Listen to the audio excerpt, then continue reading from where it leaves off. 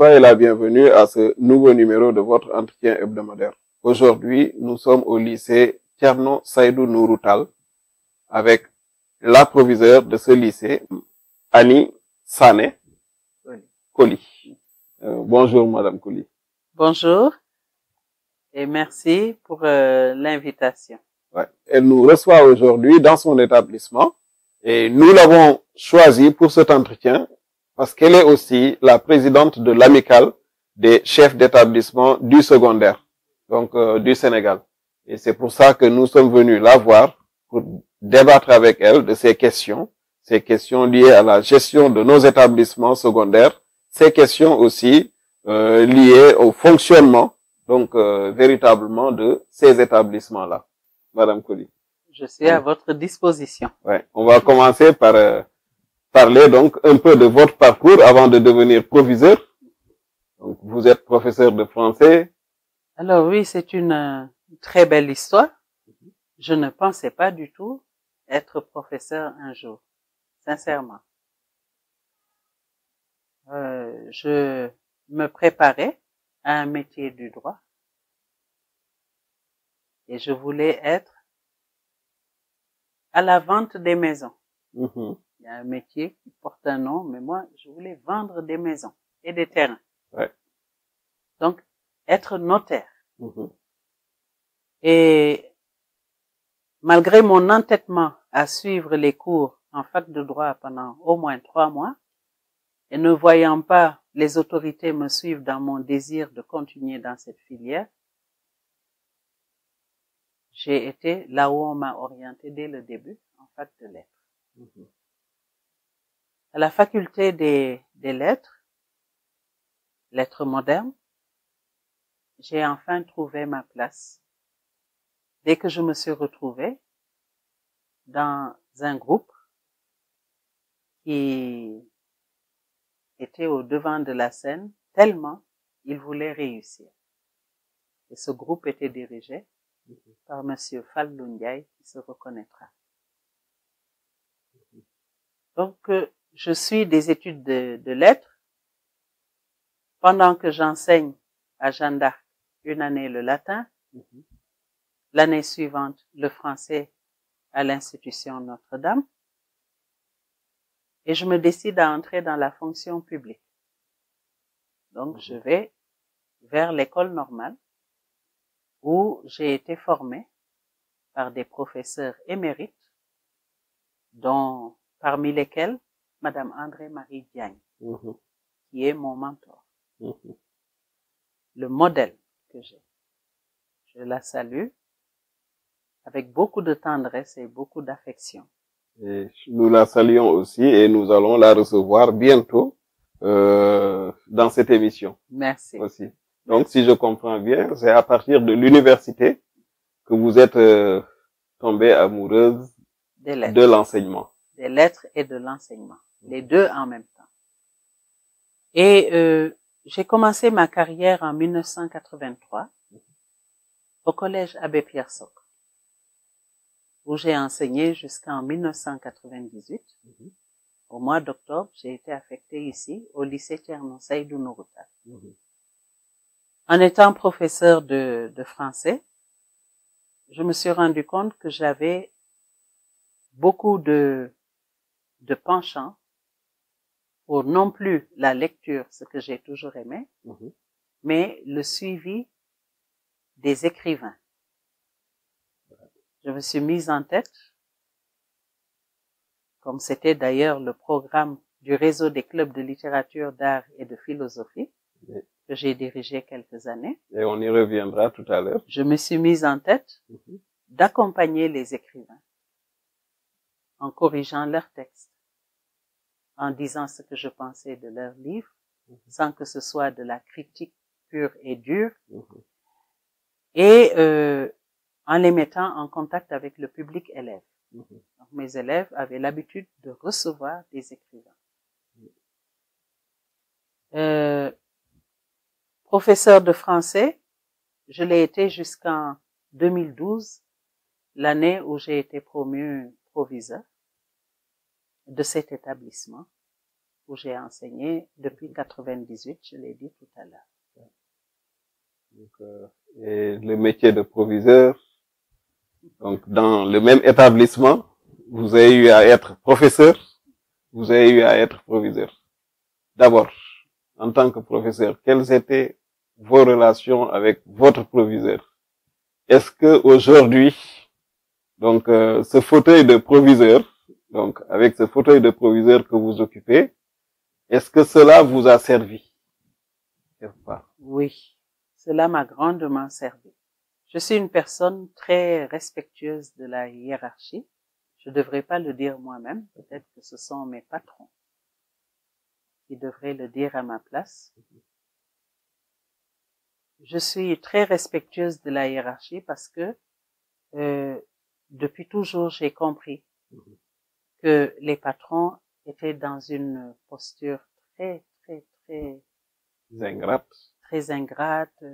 Ils étaient fragilisés parce qu'ils se retrouvaient seuls le plus souvent derrière leur bureau ou dans leur bureau à traiter les problèmes de la communauté. Donc très tôt, je me suis mise à leur service.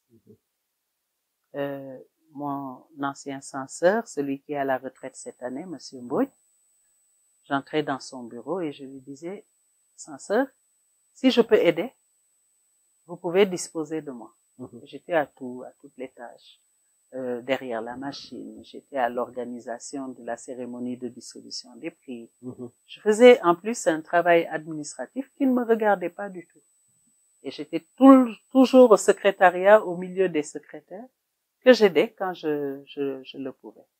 C'était une sorte d'apprentissage, quoi. Je ne m'attendais pas à cela parce que je n'ai jamais voulu être chef d'établissement. Je voulais être professeur pour continuer à encadrer des élèves dans les clubs de littérature. Oui. Bon, quelques petits soucis de santé m'ont fait changer d'avis. Quand on ne peut plus rester longtemps assise à corriger une série de copies de composition, tout de suite on trouve une autre voie. Et je l'avais trouvée, c'était celle du provisorat. Ouais. Provisorat auquel mes collègues m'ont poussé, m'ont encouragé. Mon proviseur aussi m'a beaucoup encouragé. Et le censeur Mbouy que j'ai cité, qui était mon patron à un moment donné, et qui est devenu mon adjoint, c'est une belle histoire très fraternelle, mais une histoire d'amour fraternel. J'imagine bien qu'on a dû vous forcer la main parce que la dame que vous voyez là, c'est vraiment une dame de terrain. Donc, elle l'a dit tout à l'heure, elle a été avec le Rézaclap. Oui. Donc, elle a dirigé le Rézaclap pendant très longtemps. Oui. Et de 2006 à 2010. Elle n'a jamais cessé d'appuyer le Rézaclap, d'accompagner le Rézaclap. Donc, aujourd'hui, ces activités extramuros, quelle place ces activités occupent dans votre établissement? Alors, les activités extramuros, si je m'amusais à dire ce que je vois dans mon lycée, je dirais que je sortais beaucoup. Et je peux nommer quelques professeurs qui ont cessé de sortir aussi souvent avec leurs élèves, mais qui étaient sur le terrain avec moi, des professeurs d'anglais, des professeurs de sciences et de mathématiques, qui volontiers mettaient leurs élèves en contact avec d'autres maîtres dans des conférences, dans des expositions. Voilà. Ils allaient à la rencontre d'autres personnes qui pouvaient leur apporter un savoir, un savoir-faire. Je me rends compte aujourd'hui que j'étais parmi les bouts en train. J'étais de toutes les sorties. Et mes élèves étaient heureux de cavaler dans tout le pays avec moi. Mes professeurs sortent moins que moi je le faisais avant. Ils invitent moins de personnes ressources que je ne le faisais avant. Mais chaque fois qu'ils nous proposent d'inviter tel ou tel écrivain, d'inviter tel ou tel homme de science, d'inviter tel historien, mais c'est avec plaisir que je leur ouvre les portes du lycée. J'en sais quelque chose pour avoir été invité donc ici pour débattre de mon livre Une rivalité malsaine avec ses élèves à elle, un livre qu'elle a d'ailleurs préfacé. Je vous remercie encore pour ça. Et je reste à la disposition des écrivains jusqu'à ce que j'en devienne une. Nous avons noté que dans beaucoup d'établissements, donc ces cours extramuros n'ont pas une place importante. C'est à la limite, s'ils étaient relégués à un plan, je dirais même pas au second plan, mais à un plan carrément dérisoire. Parce que souvent, beaucoup de chefs d'établissement donc pensent que c'est une perte de temps. Vous, en tant que présidente de l'amicale des chefs d'établissement, est-ce que dans votre amicale, il vous arrive donc d'échanger? Est-ce que c'est un cadre d'échange donc pour ce genre de pratique aussi? Alors, l'amicale des chefs d'établissement du secondaire du Sénégal, ACES, qui regroupe des proviseurs et leurs adjoints, les censeurs, les chefs de travaux, les directeurs des études pour les lycées techniques. Je parle ici de l'enseignement public. Cette ACES a mis en place des cadres d'échange virtuels ou en présentiel, locaux, c'est-à-dire au niveau des académies ou nationaux. Ces cadres d'échange nous permettent de parler de tout, de débattre de tous les sujets qui intéressent ceux qui dirigent les établissements scolaires en général. Et donc, nous sommes en contact souvent avec le collectif des chefs d'établissement dont nous dépendons. Beaucoup de proviseurs en sont membres un peu partout. Et nous discutons aussi à l'occasion avec les directeurs d'écoles élémentaires. Dans cet espace, il nous arrive d'aborder tous les sujets, mais celui-ci, je ne me souviens pas l'avoir déjà vu circuler. Pour vous dire qu'il n'entre pas dans nos préoccupations premières, à nous, les chefs d'établissement. Qu'est-ce que vous en pensez? Est-ce que vous pensez que c'est une erreur parce que c'est une chose qui est extrêmement importante ou est-ce qu'il faut laisser comme ça? Alors, cette interview va être le déclencheur, enfin, qui va nous permettre de nous positionner. Nous avons des ressources qui s'amoindrissent d'année en année. Il ne nous viendrait pas à l'idée de jeter nos élèves dans des cars, de leur payer le transport, etc. Or, parallèlement, dans beaucoup d'académies, les élèves n'ont pas les moyens de se payer le moindre petit transport, même au sein de leur localité. Donc, les partenaires sont mis à contribution. Vous savez que ceux qui ont l'habitude de travailler avec nous, la direction du livre, le ministère de la culture, notamment, pour ne citer que celui-ci, ont l'habitude de contribuer pour faciliter le transport des élèves. Et ils voient avec quel engouement les élèves déferlent dans leurs espaces pour se les approprier, pour apprendre, pour être en contact avec d'autres personnes que leurs professeurs. Seuls des professeurs à l'esprit ouvert peuvent accompagner des élèves dans ces cadres-là.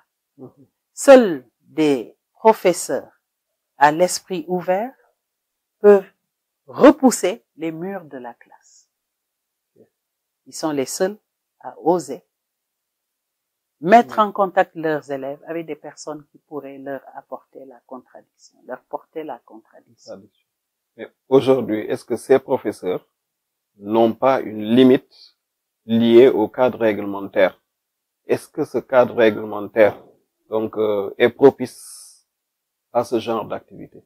Le premier frein à toute liberté qui irait dans ce sens, l'école hors de l'école hors les murs, eh ben c'est le programme. Partout, dans toutes les matières, le programme est trop touffu. Il y a des pays qui ont choisi de rétrécir le programme et de laisser les élèves sortir beaucoup plus souvent, aller vers la culture, aller vers d'autres savoirs, aller vers d'autres transmetteurs de savoir. Ce n'est pas le cas au Sénégal. D'ailleurs, la formule bien connue des parents, c'est « Je ne te fais rien faire à la maison, je ne te demande qu'une chose, étudie. » Je ne te demande qu'une chose, étudie. À la limite, la fille n'apprendra pas à faire la vaisselle ni la cuisine. Le garçon ne fera jamais sa chambre, il fera jamais son linge. On l'enverra jamais nulle part. Et ça, c'est une grosse erreur et une grossière erreur. Justement, je sais que en ce moment, donc le programme, il y a des gens qui sont en train de revoir les programmes scolaires. Apparemment, il y en a même beaucoup de programmes qui ne communiquent pas forcément. Donc aujourd'hui, vous, les chefs d'établissement, du secondaire en tout cas, est-ce que vous avez un mot à dire par rapport à ça? Est-ce que vous avez été contacté dans le cadre donc de ces changements donc de programme? Aucun chef d'établissement qui se font ou qui doivent se faire ne siège dans ces groupes où les inspecteurs généraux de l'éducation président aux séances de travail entourés des professeurs qui exercent la matière qui les intéresse. Pour avoir été membre de la Commission nationale de français, je sais bien qu'il y a même très rarement des inspecteurs qui ne seraient pas de la matière. Ce sont des groupes très fermés et c'est voulu. On a voulu avoir des spécialistes de la matière autour du montage des programmes. Les chefs d'établissement sont des soldats. Dans ce cadre-là, pour le sujet que nous abordons en ce moment, ce sont des soldats. Ils veillent à ce que les programmes soient déroulés.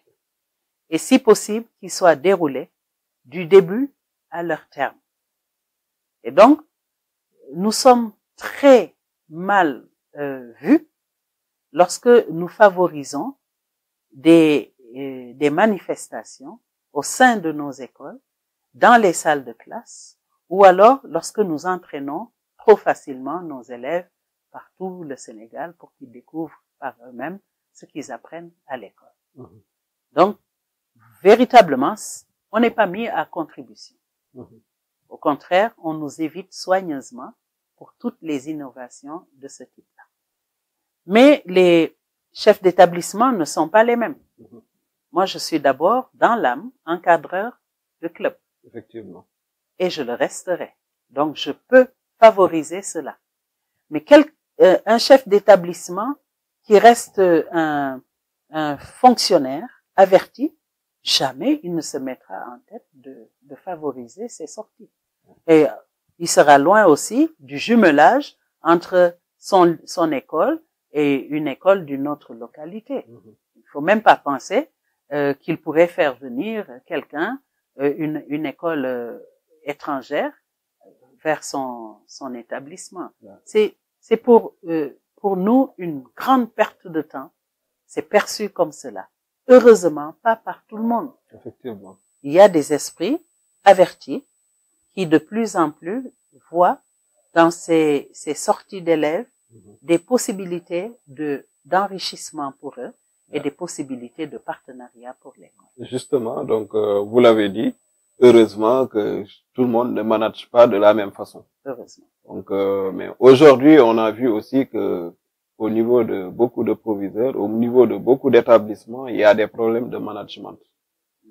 Est-ce que l'amicale, donc que vous dirigez, est-ce que cette amicale-là, donc, se propose d'aider des proviseurs, donc qui sont en difficulté par rapport à ça, au management de leur établissement? Alors, c'est pas rare de voir ça. La CES est une amicale. Elle s'appelle même pas association. Voilà. C'est une amicale, mais ne pensez pas que nous ne sommes là que pour les baptêmes, les mariages et les décès qui traversent notre vie. La primeur dans l'amicale des chefs d'établissement du secondaire du Sénégal, la CES, est donnée à la formation de ses membres. Et partout dans le Sénégal, partout où la CES est bien assise, vous entendrez parler de formation à la gestion administrative, formation à la gestion financière, formation à la gestion des crises, etc. Donc, vous n'avez pas attendu, donc voilà, ce point qui est revendiqué aussi par les syndicalistes, qui consiste à former les chefs d'établissement. On n'a pas attendu. Et vous le faites avec la tutelle. On le fait avec ou sans la tutelle. Parce que nous avons des organismes qui sont tout à fait capables d'accompagner n'importe quel groupe de travailleurs. Je veux citer l'ONFP. Des partenaires de l'école accompagnent financièrement, je peux citer les assureurs. Principalement, l'assureur qui nous a accompagnés pour notre dernière session nationale, Sonam. Mais les partenaires tels que la COSIDEP sont attendus. Autour de nous, nous avons nos syndicats. Nous sommes enseignants d'abord. Et ce sont les syndicats que nous appelons lorsque nous voulons avoir des éclaircissements sur tel ou tel point. Notamment pour tout ce qui touche le statut du chef d'établissement. Donc, ils doivent pouvoir accompagner aussi toutes ces formations, ce programme donc de formation que vous déroulez. Oui. Malheureusement, nous arrivons au terme donc de cet entretien. J'aurais aimé vraiment soulever d'autres points très importants, mais j'imagine qu'on aura une autre occasion, voilà, donc de parler de tout ça. Je vais juste vous permettre de dire votre dernier mot. Alors, dire que nous savons que les autorités sont prises par des préoccupations qui sont tellement plus importantes que la formation au jour le jour ou alors la formation suivie de ces agents. Mais sans la formation initiale, ce qui manque crucialement aux chefs d'établissement qui sont nommés, sans la formation suivie de ces personnels, ne soyons pas surpris que des écoles soient mal dirigées. Les chefs d'établissement ont l'humilité de demander que cette formation soit mise en place avant qu'ils n'entrent en fonction. Et l'État est décidé à nous accompagner dans cette voie-là. Le ministère de l'Éducation le fait volontiers. Nous verrons bientôt les autres ministères suivre, si ce n'est déjà fait. Ce n'est qu'une question d'organisation et de planification. Avec ou sans l'État, nous assurerons cette formation à nos membres. Et je vous fais confiance pour ça, parce que c'est une dame dévouée.